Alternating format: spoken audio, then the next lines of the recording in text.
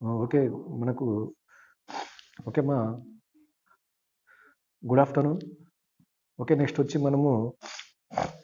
మనకు వరల్డ్ హిస్టరీలో మనము నెక్స్ట్ వచ్చి మనకు టాపిక్ వచ్చి Germany unification. The unification of Germany.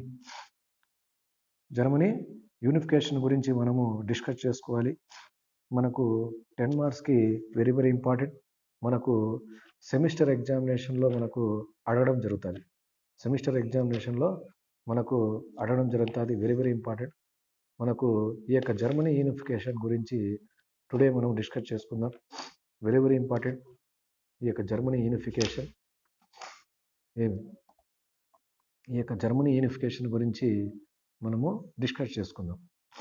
ముఖ్యంగా జర్మనీ యూనిఫికేషన్ జర్మనీ ఏకీకరణ ఉద్యమాన్ని గురించి మనము చర్చించుకోవాలి. మనకు సెమిస్టర్ ఎగ్జామినేషన్లో వెరీ ఇంపార్టెంట్ క్వశ్చన్. జర్మనీ ఏకీకరణలో బిస్మార్క్ పాత్ర ఎట్టిది అని మీకు 10 మార్క్స్ అడుగుతాడు.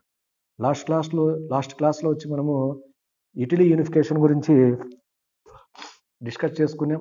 టుడే వచ్చి మనము జర్మనీ యూనిఫికేషన్ గురించి డిస్కస్ చేసుకుందాం. వెరీ ఇంపార్టెంట్ మనకు సెమిస్టర్ ఎగ్జామినేషన్లో. కాబట్టి మనము ఇక్కడ ఇటలీ ఏకీకరణ ఉద్యమం గురించి మనం తెలుసుకున్నాం. ఇటలీ ఏకీకరణ ఉద్యమంలో ముగ్గురు దేశభక్తుల కృషి ఫలితంగా మనకు ఇటలీ ఏకీకరణ అనేది సాధించడం జరిగింది. కానీ ఇక్కడ జర్మనీలో వచ్చి జర్మనీ దేశ రాజధాని వచ్చి జర్మనీ క్యాపిటల్ డియర్ స్టూడెంట్స్, మనం ఆల్రెడీ చెప్పుకున్నాం కదా, జర్మనీ యూనిఫికేషన్ గురించి డిస్కస్ చేసుకున్నాం. మళ్ళీ మనకు రివిజన్లో భాగంగా మనం డిస్కస్ చేసుకుంటున్నాం. జర్మనీ క్యాపిటల్ వచ్చి జర్మనీ క్యాపిటల్ వచ్చి బెర్లిన్. జర్మనీ క్యాపిటల్ వచ్చి బెర్లిన్. ఈ యొక్క జర్మనీని వచ్చి విదేశీయులు పరిపాలిస్తారు. జర్మనీని కూడా 2 వైజ్గా డివైడ్ చేస్తారు, సౌత్ అని నార్త్ అని. జర్మనీని కూడా జర్మనీ దేశ రాజధాని వచ్చి బెర్లిన్. జర్మనీని కూడా జర్మనీ ప్రాంతాన్ని రెండు ముక్కలు చేసి మనకేమో ఉత్తర జర్మనీ, దక్షిణ జర్మనీ అని 2 ముక్కలు చేసి మనకు విదేశీయులు పరిపాలిస్తారు. విదేశీయుల యొక్క పరిపాలనలో జరుగుతూ ఉంటుంది. ఎవరు ఈ యొక్క జర్మనీపై మనకు ఫ్రాన్స్, ఆస్ట్రియా, అలాగే డెన్మార్క్, ఈ యొక్క రాజ్యాల రాజులు ఏం చేస్తారంటే 3 దేశాలు ఈ యొక్క జర్మనీ మీద ఆధిపత్యం చెలాయిస్తాయి. France, Austria, Denmark. ఈ యొక్క మూడు ప్రాంతాల రాజులు వచ్చి ఈ యొక్క జర్మనీ మీద పెత్తనం చెలాయిస్తూ జర్మనీ 2 భాగాలు చేసి మనకు తలా 2 రాజ్యాలు వాళ్ళు పంచుకోవడం జరుగుతుంది. తలా పంచుకొని జర్మనీ ప్రగతికి విఘాతం కలిగిస్తుంటారు. తద్వారా మా రాజ్యాన్ని మేమే పరిపాలించుకుంటాము, మా దేశాన్ని విదేశీయులు పరిపాలిస్తున్నారు అని తలచి జర్మనీ ప్రజల్లో జాతీయ భావం అనేది పెంపొందుతుంది. తద్వారా జర్మనీ ప్రజల్లో ఈ యొక్క జాతీయ భావం పెంపొందించడానికి, జర్మనీ జాతీయులు ఏకం కావడానికి, ముఖ్యంగా మనకు జర్మనీ ప్రగతికి కృషి చేసిన వాడు, జర్మనీ ఏకీకరణ సాధించిన వాడు మనకు ఒకే ఒక్కడు. మనకు అసాధ్యమైన దానిని సుసాధ్యం చేసినవాడు. అసాధ్యమైన దాన్ని సుసాధ్యం చేసిన వాడు ఒకే ఒక్కడు. జర్మనీ ఏకీకరణ కోసం తన ప్రాణాలు సైతం లెక్క చేయకుండా జర్మనీ ప్రగతికి మనకు ప్రాణాలు పోసిన వాడు ఎవరంటే జర్మనీ ప్రగతికి ప్రాణాలు పోసిన వాడు ఎవరంటే మనకు బిస్మార్క్. ఆటోవాన్. ఇతని యొక్క పూర్తి పేరు వచ్చి ఆటోవాన్ బిస్మార్క్. జర్మనీ మీరు ఒకసారి చూస్తే మనకు జర్మనీ రాజ్య మనకు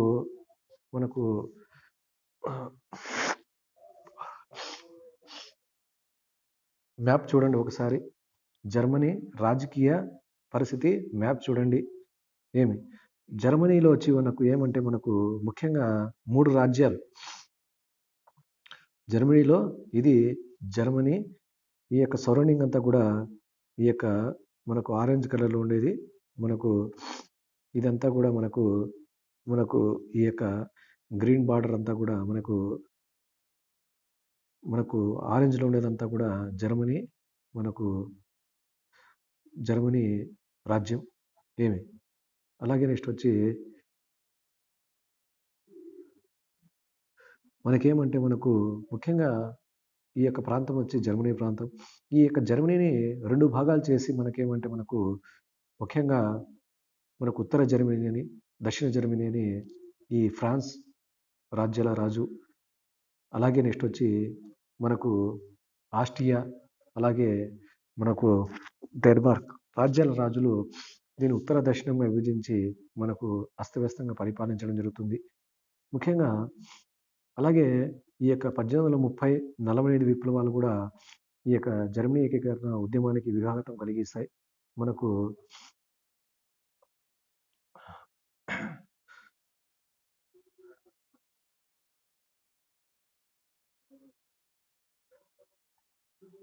ఓకే, నెక్స్ట్ వచ్చి మనకు ఆటో వాన్ బిస్మార్క్.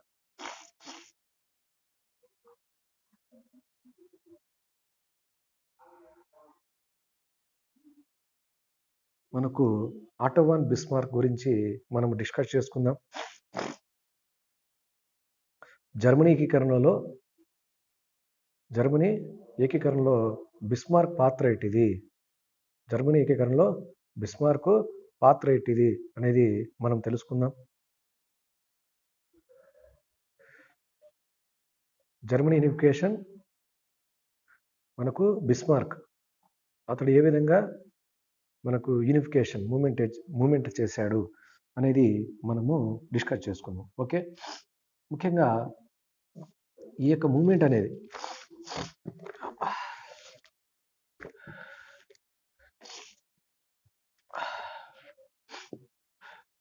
ముఖ్యంగా జర్మనీ యూనిఫికేషన్ వచ్చి 1871లో మనకు వచ్చింది.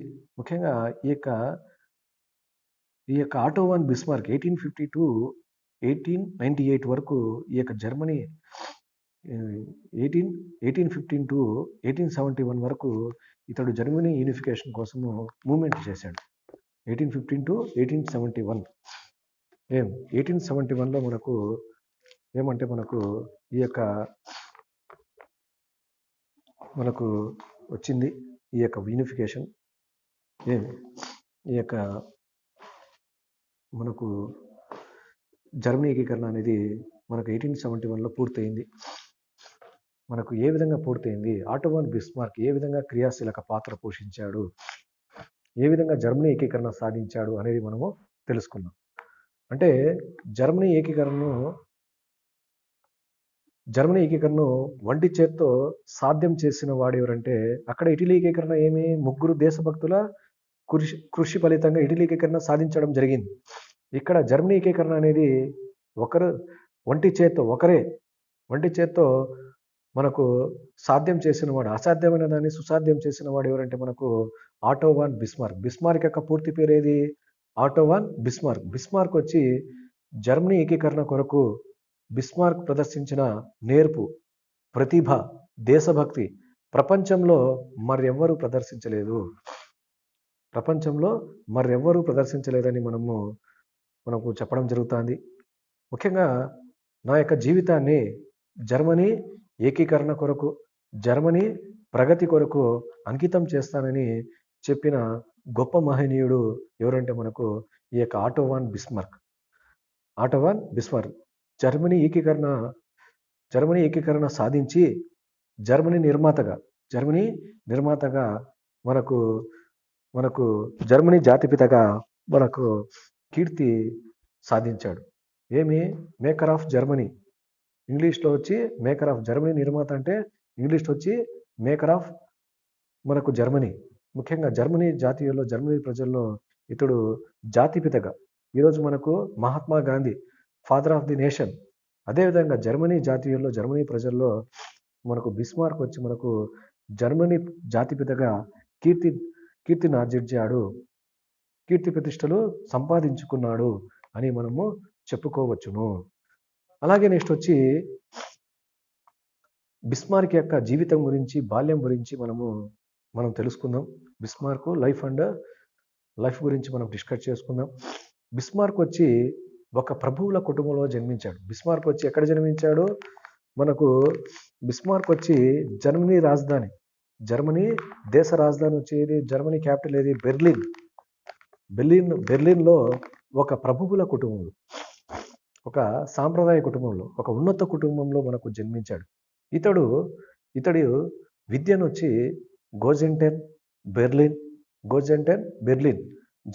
జర్మనీ నందు గల గోజెంటెన్ బెర్లిన్ విశ్వవిద్యాలయం నందు విద్యను అభ్యసించి రష్యాలో సివిల్ సర్వీసెస్ ప్రభుత్వ ఉద్యోగిగా చేరి, సివిల్ సర్వీసెస్లో రష్యా అంటే జర్మనీలో ప్రముఖ రాజ్యం రష్యా. ఈ యొక్క రష్యానే మనకు జర్మనీ ఏకీకరణకు క్రియాశీలక పాత్ర పోషిస్తుంది. ఈ యొక్క రష్యాలో సివిల్ సర్వీసెస్ ఉద్యోగిగా బాధ్యతలు చేపట్టి విచ్చలవిడిగా సరిగా ఉద్యోగం చేయకపోవడం చేత మనకు ఈ యొక్క బిస్మార్క్ యొక్క ఉద్యోగం ఊడిపోతుంది. ఊడిపోయిన తర్వాత ఏమంటే ఆ తర్వాత వ్యవసాయం చేసుకుంటా మనకు తన జీవితాన్ని గడుపుతూ ఉంటాడు. ఇతనికి యుద్ధం అంటే, ఈ యొక్క బిస్మార్క్ వచ్చి ఏమంటే యుద్ధం అంటే అభిమానం ఎక్కువ. ఈ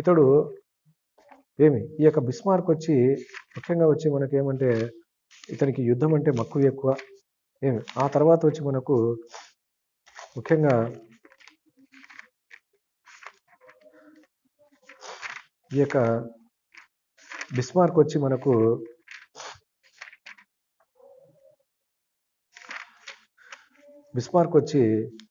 మనకు ప్రొటెస్టెంట్ మతాన్ని స్వీకరిస్తాడు.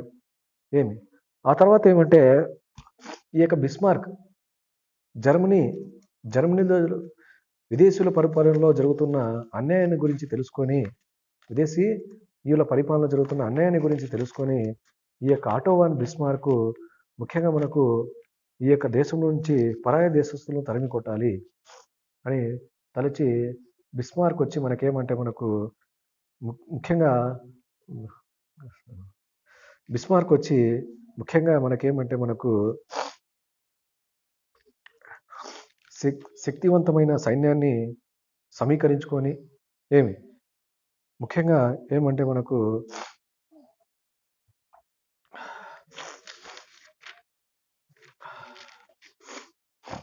మనము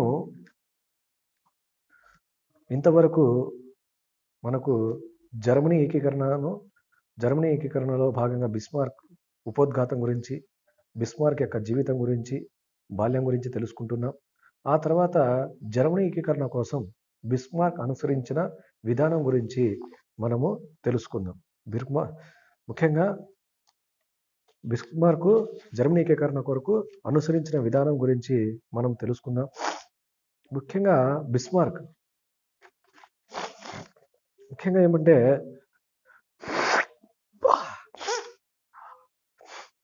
బిస్మార్క్ మనకు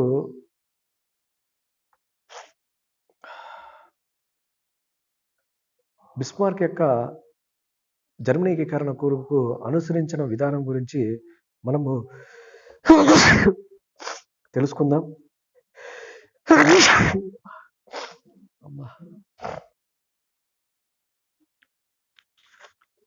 జర్మనీ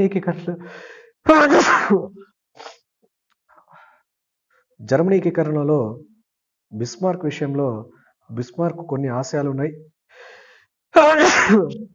ఆ ఆశయాలు ఏమంటే జర్మనీ ఏకీకరణ ఉద్యమానికి రష్యా నాయకత్వం వహించాలి. జర్మనీలో పెద్ద రాజ్యం ఏదంటే రష్యా. రష్యా నాయకత్వం వహించాలి.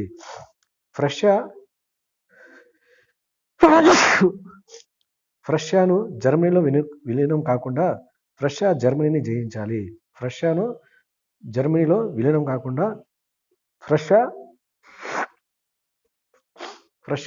జర్మనీ జయించాలని ముఖ్యంగా మనకు తన ఆశయంగా పెట్టుకున్నాడు. అంటే ఏది ఏమైనప్పటికీ జర్మనీ ఏకీకరణ కొరకు జర్మనీకి చెందిన రాజ్యాలు ఏవైతే ఉన్నాయో జర్మనీకి చెందిన రాజ్యాలు ఏవేవి ఉన్నాయి మనకు? జర్మనీని ముఖ్యంగా మనకు ఉత్తర రాజ్యాలు ఏమంటే మనకు హానోవర్, ఫ్రాంక్ఫర్ట్.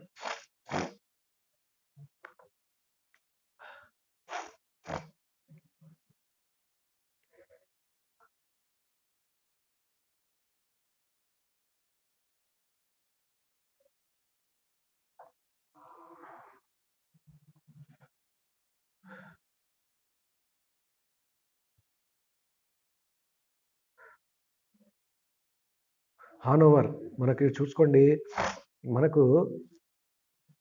మనము ఇటలీ మ్యాప్ చూస్తే ఇటలీలో వచ్చి మనకు హానోవర్. ఇదంతా కూడా ఆరెంజ్ బార్డర్లో ఉండేవన్నీ కూడా మనకు నార్త్ మనకు జర్మనీ కంట్రీస్ ఇవి. హానోవర్, ఫ్రాంక్ఫర్ట్,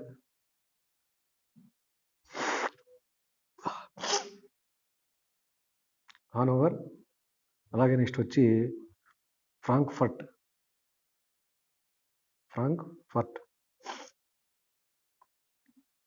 అది లేదు, మనకు అట్లాస్లో ఉంటుంది. మనకు వరల్డ్ మ్యాప్ అట్లాస్లో లేదు. మనకు హానోవర్ ఉంది. అలాగే నెక్స్ట్ వచ్చి ఈ యొక్క హానోవరు, నెక్స్ట్ వచ్చి ఫ్రాంక్ఫర్ట్. ఈ రెండు రాజ్యాలు కూడా ఎవరు ఆధీనంలో ఉన్నాయంటే ఉత్తర ఇటలీ. ఈ యొక్క ఉత్తర ఇటలీ రాజ్యాలు ఇవి రెండు కూడా ఆస్ట్రియా కంట్రీ, మనకు ఆస్ట్రియా రాజులు విలీనం చేశారు. అలాగే నెక్స్ట్ వచ్చి దక్షిణ జర్మనీ రాజ్యాలు ఏవి? బవేరియా ఎక్కడుంది ఒకసారి చూద్దాం. బవేరియా ఎక్కడుంది మనకు? బవేరియా చూడండి, ఇక్కడ ఉంది వైట్. అంటే ఇది ఉత్తర ఇటలీ రాజ్యాలు. అలాగే కింద వైట్ ఉండేది సౌత్ జర్మనీ స్టేట్స్. అవి మనకు వైట్గా ఉండే మనకు బార్డర్ అంతా కూడా ఏమంటే మనకు బౌండరీస్ ఉండేదంతా కూడా మనకు సౌత్ జర్మనీ మనకు కంట్రీస్. ఈ యొక్క సౌత్లో మనకు బవేరియా ఇక్కడ ఉన్నది చూడండి ఒకసారి, మీ యొక్క మ్యాప్లో చూడండి. బవేరియా, అలాగే ఉట్టంబర్గ్ కూడా ఉంది. ఈ యొక్క బవేరియా కింద ఉట్టంబర్గ్ ఉంది. అలాగే హెస్సీ ఎక్కడుంది? హెస్సీ పైన ఉంది, బవేరియా పక్కలో ఉంది హెస్సీ. అలాగే బెడెన్ మనకు ఇక్కడ ఉంది. అలాగే నెక్స్ట్ వచ్చి మనకి ఇవి దక్షిణ ఇటలీ రాజ్యాలు. అంటే ముఖ్యంగా మనకు ఆరెంజ్ బార్డరు, వైట్ మనకు ఇది మనకు జర్మనీ మ్యాప్. ఈ యొక్క జర్మనీ మ్యాప్లో ఆరెంజ్ కలర్ ఉండేదంట నాకు నార్త్ జర్మనీ స్టేట్స్. అలాగే వైట్ అంతా కూడా సౌత్ జర్మనీ స్టేట్స్. ఓకేనా? ఆరెంజ్ కలర్ ఉండే బార్డర్ అంతా కూడా ఆరెంజ్ కలర్ ఉండేది ఉత్తర జర్మనీ రాజ్యాలు. అలాగే వైట్గా ఉండేదంతా కూడా దక్షిణ జర్మనీ రాజ్యాలు. ఉత్తర జర్మనీ రాజ్యాలు ఏమున్నాయి? Hanover, Frankfurt. అవి రెండు రాజ్యాలు ఎవరు ఆధీనంలో ఉన్నాయి?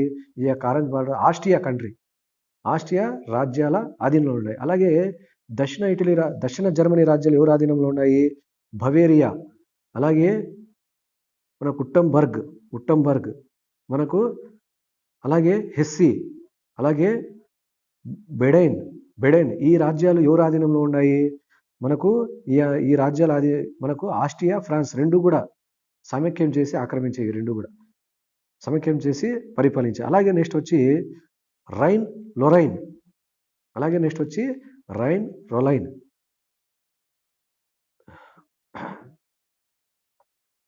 ఇది దీంట్లోనే ఉంటాయి. మనకు రైన్ లొరైన్ వచ్చి ఫ్రాన్స్ ఇక్కడ ఉంది కదా, మనకు సౌత్లోనే మనకు ఆక్రమించి ఉంటుంది ఫ్రాన్సు. అలాగే స్వెల్లింగ్ హోలోస్టీన్.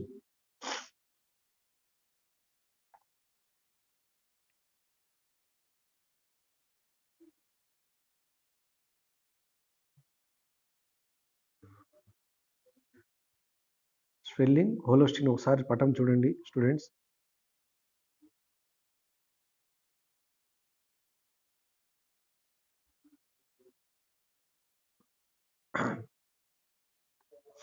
స్వెల్లింగ్ హోలోస్టీన్.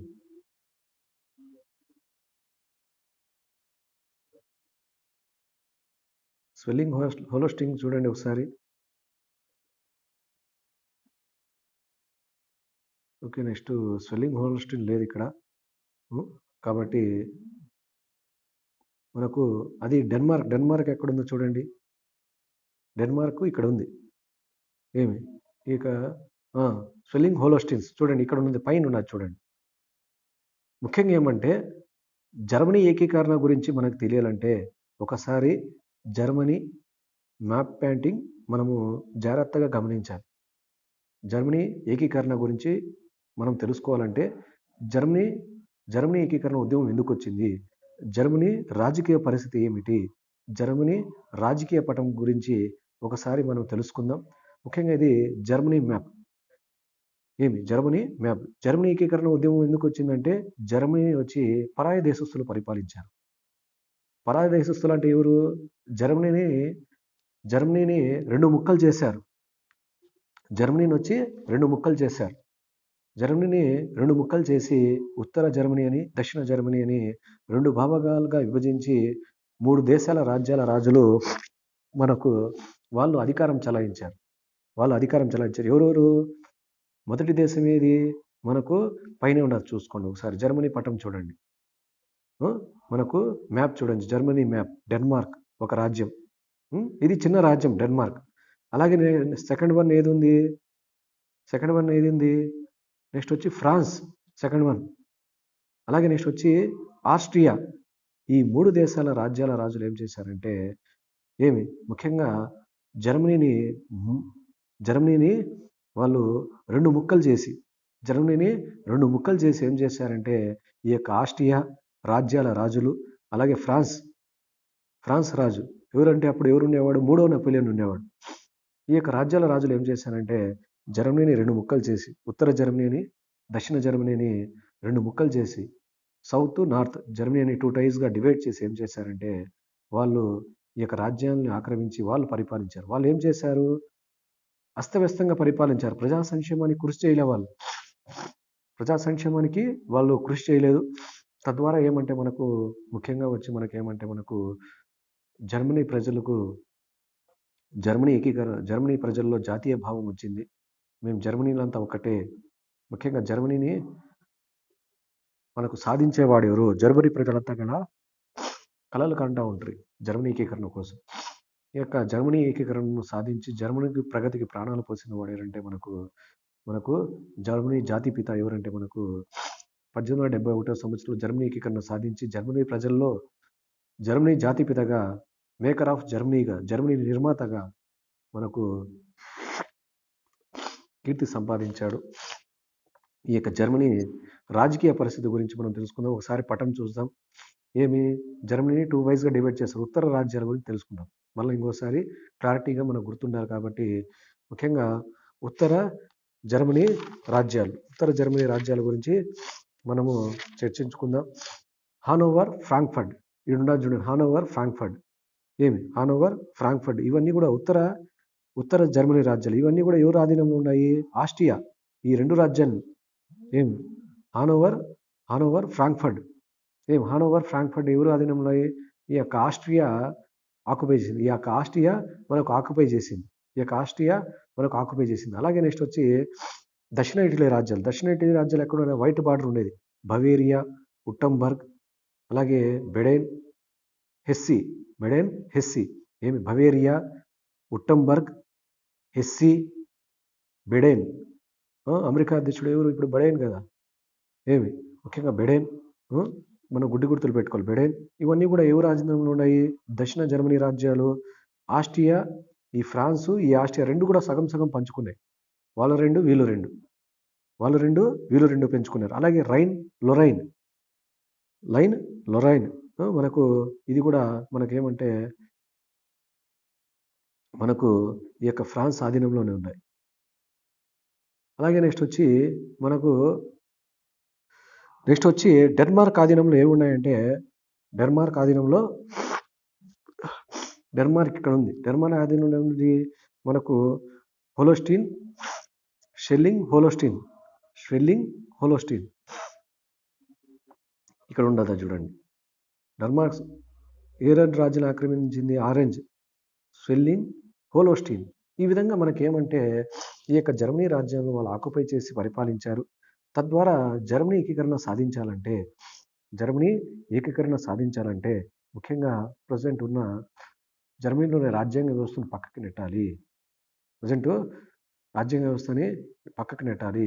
ముఖ్యంగా రాజకీయ నాయకులు, ప్రతిపక్ష నాయకులు, అలాగే మేధావులు ఎవరు గొంతుకు చించుకున్న పక్కకు నెట్టి బలమైన సైన్యాన్ని పోషించి బలమైన సైన్యాన్ని ఏర్పాటు చేసుకొని బలమైన యొక్క సైన్యం ద్వారానే, బలమైన సైన్యం ద్వారానే, అలాగే ఆయుధాల ద్వారానే జర్మనీ ఏకీకరణ సాధించవచ్చని తలచి ఈ యొక్క బిస్మార్క్ వచ్చి మనకేమంటే ముఖ్యంగా జర్మనీ ఏకీకరణ సాధించాడు. బలమైన సైన్యాన్ని పోషించి మనకు ఉదారవాదులు కానీ, రాజకీయ నాయకులు కానీ, అలాగే విప్లవవాదులు కానీ ఎవరు గంతు చించుకున్నా అతని ఆశయం ఏది? బలమైన ఆశయం ఏది? జర్మనీ ఏకీకరణ సాధించాలి. జర్మనీ ప్రగతికి తన జీవితాన్ని త్యాగం చేస్తానని చెప్పిన గొప్ప మహనీయుడు ఎవరంటే ఆటో వాన్ బిస్మార్క్.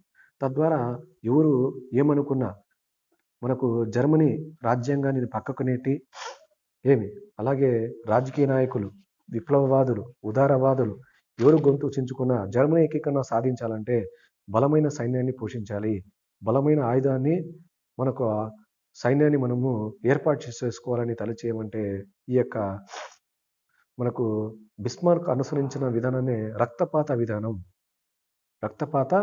దీన్ని ఇంగ్లీష్లో వచ్చి బ్లడ్ అండ్ ఐరన్ పాలసీ అంటారు. బ్లడ్ అండ్ ఐరన్ పాలసీ అని చెప్పడం జరుగుతుంది. ఈ విధంగా ఈ యొక్క జర్మనీకి చెందిన ఏవైతే రాజ్యాలు ఉన్నాయో, ఉత్తర జర్మనీ రాజ్యాలు, దక్షిణ జర్మనీ రాజ్యాలు, అలాగే మూడు రాజ్యాల ఆధీనంలో ఉన్నాయి. జర్మనీకి చెందిన రాజ్యాలు డెన్మార్క్, అలాగే నెక్స్ట్ వచ్చి ఆస్ట్రియా, ఫ్రాన్స్ ఆధీనంలో ఈ యొక్క జర్మనీ రాజ్యాల ఆధీనంలో ఉన్నాయి. వీటిని మూడు యుద్ధాల ద్వారా ఈ యొక్క మూడు రాజ్యాలపై 3 యుద్ధాల ద్వారా ఈ యొక్క ఆటో వాన్ బిస్మార్క్ వచ్చి ముఖ్యంగా ఏమంటే బలమైన సైన్యం ద్వారా ఈ యొక్క 3 యుద్ధాల ద్వారా జర్మనీ ఏకీకరణ సాధిస్తాడు. ఆ యొక్క 3 యుద్ధాల గురించి మనం తెలుసుకుందాం. Very very important. 10 మార్క్స్కి క్వశ్చన్ ఉంటుంది. మొట్టమొదటగా ఏం చేస్తాడంటే అతడు బలమైన సైన్యాన్ని పోషించుకున్నాడు. మనము జర్మనీ ఏకీకరణ సాధించాలంటే మన ప్రధాన లక్ష్యం ఏంటంటే మనం బలమైన సైన్యాన్ని పోషించుకోవాలా. జర్మనీ ఏకీకరణకు ప్రధానంగా రష్యా నాయకత్వం వహించాలా. జర్మనీలో ప్రముఖ దేశం రష్యా నాయకత్వం వహించాలని అతడు ముందే అభిప్రాయాన్ని వెలుబుచ్చాడు. అందుకే దానికి తగ్గట్టుగా ఏం చేశాడు? బలమైన సైన్యాన్ని పోషించుకున్నాడు. దాన్ని ఇంగ్లీష్లో వచ్చి బ్లడ్ అండ్ ఐరన్ పాలసీ అంటే బలమైన సైన్యము, ఆయుధాలను ఏర్పాటు చేసుకున్నాడు. అలాగే రాజ్యాంగాన్ని పక్కకి నెట్టి అలాగే అతడు ప్రధానిగా బాధ్యతలు చేపట్టాడు. ముఖ్యంగా జర్మనీకి. తద్వారా ఏమంటే ముఖ్యంగా ఈ యొక్క బలమైన సైన్యాన్ని పోషించుకొని బలమైన ఆయుధాలను ఏర్పాటు చేసుకొని దాన్ని పరీక్షించాలని ఏం చేశాడంటే ఈ యొక్క ఆటో వాన్ బిస్మార్క్ మొదటగా పెద్ద దేశం మీద మనం యుద్ధానికి పోలేం. ఫ్రాన్స్ తీసుకొని అక్కడ మూడవ నెపోలియన్ ఉన్నాడు. థర్డ్ నెపోలియన్ ఉన్నాడు. కానీ అతడు బలహీన చక్రవర్తే. కానీ మనం పెద్ద దేశం మీద మనం ప్రయోగించలేము మన సైన్యాన్ని. కాబట్టి ట్రయల్స్ చూడాలి ఫస్ట్ అని ఆస్ట్రియా మీద కూడా కాకుండా చిన్న దేశం డెన్మార్క్ మీదకి మొట్టమొదటగా యుద్ధానికి పోతాడు. తన బలమైన సైన్యాన్ని పరీక్షించాలని తెలిసి ఏమంటే బిస్మార్క్ యుద్ధాల ద్వారానే మనం జర్మనీ ఏకీకరణ సాధించవచ్చని తలిచి బిస్మార్క్ యొక్క సైన్యాన్ని పరీక్షించాలి. ఏ విధంగా ఉంది ట్రయల్స్ చూడాలని బిస్మార్క్ మొట్టమొదటగా తన యొక్క యుద్ధ తంత్రాన్ని, తన సైన్యాన్ని ముఖ్యంగా మొట్టమొదటగా డెన్మార్క్ మీదకి యుద్ధానికి పోతాడు. డెన్మార్క్ మీదకి యుద్ధానికి పోయి డెన్మార్క్ ఆధీనంలో ఏమున్నాయి మనకు తెలుసు. ఇక్కడ స్వెల్లింగ్ హోలోస్టీన్ ఉన్నాయి కదా. స్వెల్లింగ్ హోలోస్టీన్ ఈ యొక్క డెన్మార్క్లో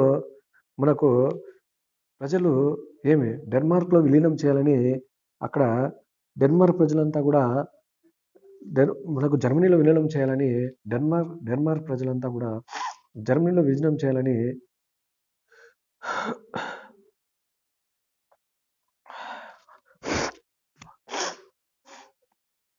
ముఖ్యంగా ఏమంటే రష్యా ప్రజలు ఏమి జర్మనీ ఏకీకరణ సాధించడానికి బిస్మార్క్ 3 యుద్ధాలు చేస్తాడు. 3 యుద్ధాల ద్వారా జర్మనీ ఏకీకరణ సాధిస్తాడు. మొట్టమొదటి యుద్ధం ఏదంటే మనకు డెన్మార్క్తో యుద్ధం. రెండవ యుద్ధం ఏది? ఆస్ట్రియాతో యుద్ధం. థర్డ్ వార్ ఏది? ఫ్రాన్స్తో యుద్ధం. మొదటి యుద్ధం ఏది? డెన్మార్క్ యుద్ధం 1864లో జరుగుతుంది. రెండవ యుద్ధం ఏది? ఆస్ట్రియాతో యుద్ధం 1866. మూడో యుద్ధం ఏది? ఫ్రాన్స్తో యుద్ధం. 3 యుద్ధాల ద్వారా జర్మనీ ఏకీకరణ సాధించడానికి ఈ యొక్క బిస్మార్క్ పూనుకుంటాడు. ముఖ్యంగా మొదటి యుద్ధం గురించి మనం తెలుసుకుందాం. యుద్ధాల ద్వారానే మనము జర్మనీ ఏకీకరణ సాధించవచ్చు అని తలచి తన సైన్యాన్ని, బలమైన సైన్యాన్ని పరీక్షించాలని మనకు ఏమంటే మనకు మొట్టమొదటగా చిన్న రాజ్యం మీదకి యుద్ధానికి పోతాడు. డెన్మార్క్ ఆధీనంలో జర్మనీ రాజ్యాలు ఏవి ఆధీనంలో ఉన్నాయి? 2 రాజ్యాలు ఉన్నాయి. అది ఒకటి వచ్చేది స్వెల్లింగ్, హోలోస్టీన్. ఈ 2 రాజ్యాన్ని మనకు డెన్మార్క్లో ఆధీనంలో ఉన్నాయి. కాబట్టి ఆ 2 రాజ్యాన్ని జర్మనీలోకి విలీనం చేయాలని మొదటగా తన సైన్యాన్ని ఏర్పాటు చేసుకుని ఆ యొక్క ఈ యొక్క డెన్మార్క్ మీదకి యుద్ధానికి పోతాడు.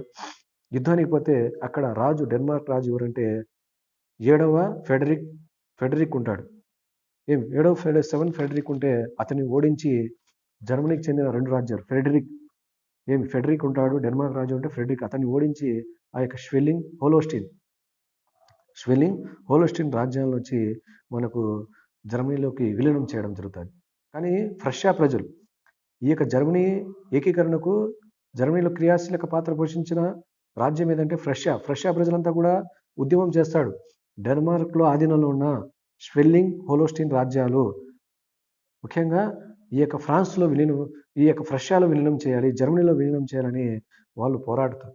కానీ 7వ ఫెడరిక్ పైకి మొదటి యుద్ధం చేస్తాడు ఈ యొక్క బిస్మార్క్. మొదటి యుద్ధంలో 7వ ఫెడరిక్ ఓడిపోతాడు. ఓడిపోయిన తర్వాత ఈ యొక్క స్వెల్లింగ్, హోలోస్టీన్ రాజ్యాలు మనకు జర్మనీలోకి విలీనం అవుతాయి. ఆ తర్వాత రెండో యుద్ధం ఏదంటే ఆస్ట్రియాతో యుద్ధం. ఆస్ట్రియాతో యుద్ధం ఎప్పుడు? 1866, 1866 ఆస్ట్రియాతో వార్. రెండవ యుద్ధం ఏంటంటే ఆస్ట్రియాతో యుద్ధం. ఆస్ట్రియాతో యుద్ధం గురించి మనము తెలుసుకుందాం. ఆస్ట్రియాతో మనకు యుద్ధం మనము ఈ యొక్క జర్మనీకి చెందిన ఉత్తర రాజ్యాలు ఏమున్నాయి? మనకు హానోవర్, ఫ్రాంక్ఫర్ట్ ఈ యొక్క ఉత్తర జర్మనీకి చెందిన ప్రముఖ రాజ్యాలు హానోవర్, ఫ్రాంక్ఫర్ట్. అలాగే నెక్స్ట్ వచ్చి మనకు బవేరియా, ఉట్టంబర్గ్. ఇవన్నీ కూడా మనకేమంటే ఆస్ట్రియా ఆధీనంలో ఉన్నాయి. ఆస్ట్రియా అంటే మనకు ఇంగ్లాండ్లో మనకు ప్రముఖ రాజ్యం. ఈ యొక్క ఆస్ట్రియాతో యుద్ధంలో మనం విజయం సాధించాలంటే ఆస్ట్రియా వచ్చి బలమైంది. బలమైన సైన్యం ఉంది ఆస్ట్రియాలో కూడా. తద్వారా మనము మేధో సంపత్తితో మనం విజయం సాధించాలా. మన బలమైన సైన్యంతో, బలమైన ఆయుధాలతో మనం ఆస్ట్రియాను దెబ్బతీయాలా. ఆస్ట్రియా ఆధీనంలో ఉన్న ఉత్తర ఇటలీ రాజ్యాలు ఏవైతే ఉన్నాయో హానోవర్, ఫ్రాంక్ఫర్ట్ రాజ్యాలను మనం జయించాలని బిస్మార్క్ రెండవ యుద్ధం చేస్తాడు. ఆ యొక్క రెండవ యుద్ధమే ఆస్ట్రియాతో యుద్ధం. ఆస్ట్రియా స్వాధీనంలో 2 రాజ్యాలు ఉన్నాయి, హానోవర్, ఫ్రాంక్ఫర్ట్. ఉత్తర మనకు జర్మనీ రాజ్యాలు హానోవర్, ఫ్రాంక్ఫర్ట్. ఈ యొక్క రాజ్యాలను వచ్చి భారతదేశంలో విలీనం చేయాలని రెండవ యుద్ధం చేస్తాడు. అదే ఆస్ట్రియాతో యుద్ధం. ఈ యొక్క యుద్ధం వచ్చి 1866 సంవత్సరంలో జరుగుతుంది. ఈ యొక్క యుద్ధంలో బలమైన సైన్యాన్ని తీసుకుని వెళ్ళి మనకు బిస్మార్క్ ఆస్ట్రియాను ఒంటరి చేయాలని మనకు సుమారు మనకేమంటే 1866 జూన్లో ప్రారంభమైన యుద్ధం మనకు సుమారు 7 వారాలు జరుగుతుంది. ఈ యొక్క 7 వారాల యుద్ధంలో మనకేమంటే ఈ యొక్క బిస్మార్క్ జర్మనీకి మనకు Russia, Italy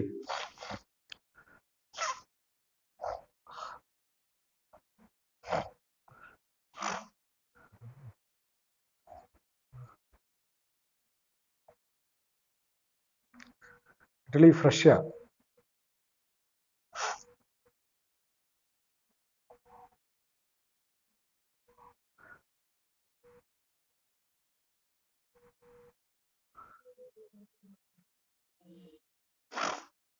Italy Russia. Okay.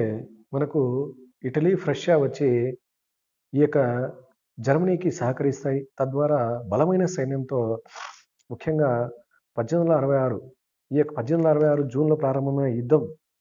Austria వచ్చి బలమైన దేశం, బలమైన సైన్యం ఉంటుంది. దీన్ని ఎదిరించాలంటే ఆషామాషి కాదు.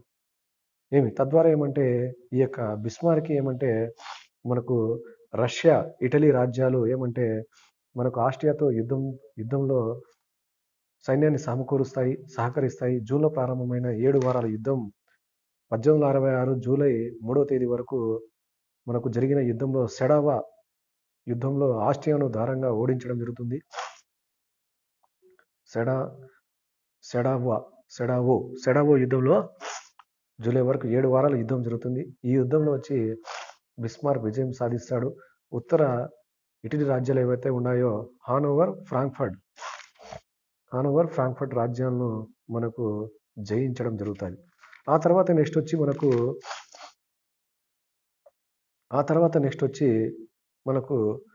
మనకు దక్షిణ ఇటలీ రాజ్యాలు. ఆ తర్వాత చివరగా వచ్చి మనకు ఫ్రాన్స్తో యుద్ధం. అప్పుడు ఫ్రాన్స్ని ఎవరు పరిపాలిస్తూ అంటాడు? 3వ నెపోలియన్. ఇతడు బలహీన రాజు. ఆ తర్వాత చివరి యుద్ధం ఏంటంటే మనకు ఫ్రాన్స్తో యుద్ధం. ఆ యొక్క ఫ్రాన్స్ స్వాధీనంలో ఉన్న రాజ్యాలు ఏవి? మనకు ప్రముఖంగా వచ్చి దక్షిణ జర్మనీ రాజ్యాలు ఏవి? బవేరియా, ఉట్టంబర్గ్, హెస్సీ,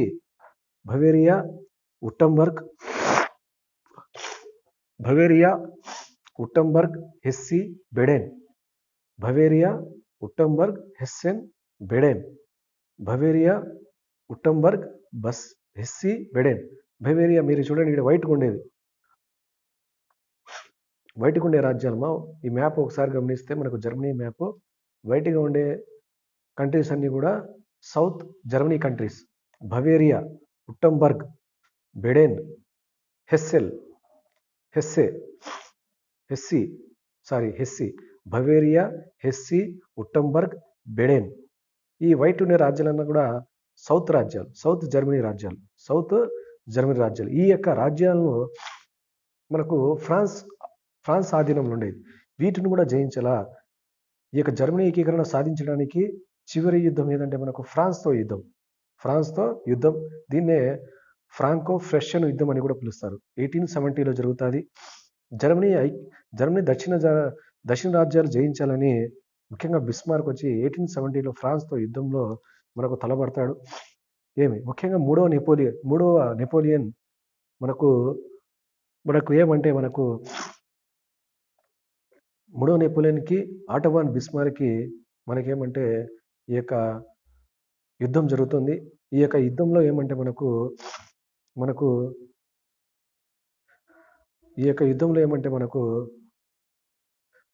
మూడవ నెపోలియన్ ఓడిస్తాడు బిస్మార్క్ బలమైన సైన్యంతో. కానీ ఏమంటే నెపోలియన్కి ఆస్ట్రియా సైన్యం సహకరిస్తుంది. కానీ ఏమంటే మనకు ఈ యొక్క యుద్ధంలో మూడవ నెపోలియన్ మనకు సైనికంగా కానీ ఆర్థికంగా కానీ మనకు పరుగు పోతాడు. ఎందుకంటే ఓడిపోతాడు. ఇతడు బలహీన రాజు మూడవ నెపోలియన్. తద్వారా ఏమంటే మనకు ఫ్రాన్స్ దేశ పరుగు పోతుంది. ఎందుకంటే ఐరోపా ఖండంలో ఒకప్పుడు మనకు అగ్రరాజ్యంగా ఉన్నింది మనకు ఫ్రాన్స్. కానీ బిస్మార్క్ మనకు ఎప్పుడైతే దక్షిణ ఇటలీ రాజ్యాలను జయించడానికి ఈ యొక్క బవేరియా, ఉట్టంబర్గ్, హెస్సే, బెడెన్ ఈ రాజ్యాలను జయించడానికి అతడు ఏ విధంగా అయితే మనకు ఈ యొక్క ఫ్రాన్స్ మీదకి యుద్ధానికి తలపడ్డాడో తద్వారా ఏమంటే ముఖ్యంగా మనకేమంటే ఈ యొక్క బిస్మార్క్ వచ్చి మనకు బలమైన సైన్యం ద్వారానే ఈ యొక్క మనకు ఆల్రెడీ ఫ్రాన్స్కి ఆస్ట్రియా సహకరించింది. కానీ బలమైన సైన్యం ద్వారానే అతడు ఈ యొక్క ఫ్రాన్స్ని ఓడించి దక్షిణ ఇటలీ రాజ్యాలు ఏవైతే ఉన్నాయో 4 రాజ్యాలంతా కూడా ఈ యొక్క జర్మనీలోకి విలీనం చేయడం జరుగుతుంది. తద్వారా ఏమంటే మనకు ఈ యొక్క ఉత్తర ఇటలీ రాజ్యాలు, దక్షిణ ఇటలీ రాజ్యాలు, అలాగే డెన్మార్క్ ఆధీనంలో ఉన్న రాజ్యాలను మొత్తాన్ని కూడా బిస్మార్క్ 3 యుద్ధాల ద్వారా, మొదటి యుద్ధం ఏది? డెన్మార్క్ యుద్ధం 1860లో. డెన్మార్క్ యుద్ధం ఎప్పుడు జరిగింది? 1864లో. అలాగే నెక్స్ట్ వచ్చి ఆస్ట్రియాతో వారు ఎప్పుడు జరిగింది? 1866. ఫ్రాన్స్తో ఎప్పుడు యుద్ధం జరిగింది? 1874. ఈ యొక్క 3 యుద్ధాల ద్వారా ఏమంటే జర్మనీ ఏకీకరణ బిస్మార్క్ సాధించాడు. ఉత్తర జర్మనీ రాజ్యాలు, దక్షిణ జర్మనీ రాజ్యాలు, అలాగే నెక్స్ట్ వచ్చి డెన్మార్క్ స్వాధీనంలో రాజ్యాలంతా కూడా జయించి 3 యుద్ధాల ద్వారా జర్మనీ ఏకీకరణ అనేది సాధించడం జరిగింది బిస్మార్క్. ఈ యొక్క జర్మనీ ఏకీకరణ సాధించిన తర్వాత మనకు 1871లో మనకు ఈ యొక్క జర్మనీ ఏకీకరణ అనేది సాధించడం జరిగింది బిస్మార్క్. తద్వారా ఈ యొక్క జర్మనీ జాతిపితగా జర్మనీ జాతీయులలో మనకు ఈ యొక్క బిస్మార్క్ వచ్చి మనకు జర్మనీ జాతిపితగా, మేకర్ ఆఫ్ జర్మనీగా మనకు బిస్మార్క్ మనకు ప్రత్యేక స్థానాన్ని జర్మనీ ప్రజల్లో కీర్తి సంపాదించుకున్నాడని మనం తెలుసుకోవచ్చును. మీకు 10 మార్క్స్ అడుగుతాడు, వెరీ వెరీ ఇంపార్టెంట్ అమ్మ. కాబట్టి మనం ఏం లేదు, ఈ యొక్క జర్మనీకి గురించి రాయొచ్చు ఈజీగా. ఇంట్రడక్షన్ పార్ట్, అలాగే మనకు అతని యొక్క లైఫ్ గురించి మనము తెలుసుకోవాలి. అలాగే నెక్స్ట్ వచ్చి కంట్రీస్ గురించి, నార్త్ ఏ కంట్రీస్ ఉన్నాయి, ఎవరు హ్యాండ్ ఓవర్ చేసుకున్నారు. నార్త్ వచ్చి మనకు ఫ్రాన్స్, సౌత్ వచ్చి ఆస్ట్రియా, మన వచ్చి డెన్మార్క్ 2 కంట్రీస్. ఆ కంట్రీస్ 3 వార్స్ మనం గుర్తుపెట్టుకుంటే 3 వార్స్ ద్వారా మనకు జర్మనీ ఏకీకరణ బిస్మార్క్ సాధిస్తాం. ఒకటి డెన్మార్క్తో యుద్ధం 1864, నెక్స్ట్ వచ్చి ఆస్ట్రియాతో యుద్ధం 1866, ఫ్రాన్స్తో యుద్ధం 1870. కాబట్టి ఆ 3 బాగా గుర్తుపెట్టుకుంటే మనం ఈజీగా రాసేయచ్చును. కాబట్టి వెరీ వెరీ ఇంపార్టెంట్ అమ్మ. ఓకేనా? హలో ఓకే మా, అర్థమైంది కదా? జర్మనీ ఏకీకరణ గురించి మనం తెలుసుకున్నాం. అలాగే నెక్స్ట్ క్లాస్లో వచ్చి మనము బిస్మార్క్ జర్మనీ ఏకీకరణ ఎప్పుడు సాధించాడు? 1871లో. ఆ తర్వాత జర్మనీ ఏకీకరణ సాధించిన తర్వాత జర్మనీ ప్రగతికి బిస్మార్క్ ప్రవేశపెట్టిన సంస్కరణల గురించి నెక్స్ట్ క్లాస్లో మనము తెలుసుకుందాం. ఓకేనా? ఓకే మా, అటెండెన్స్ లింక్ సెండ్ చేస్తాను.